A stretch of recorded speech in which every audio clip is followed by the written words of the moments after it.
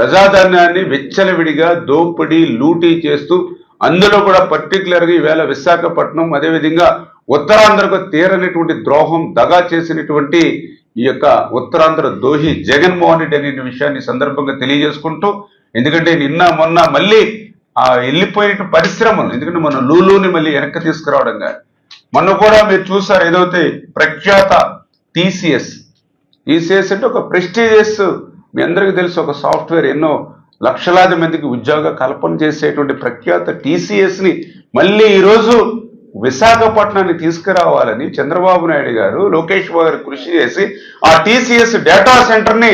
మళ్ళీ ఇవాళ విశాఖపట్నాన్ని తీసుకొచ్చి మొదటి విడతగానే 12,000 ఉద్యోగాలు ఈవేళ సాఫ్ట్వేర్ ఉద్యోగాలు కల్పించేటువంటి పరిస్థితిలో ఈవేళ ఆ టీసీఎస్ని తీసుకొస్తూ ఉంటే,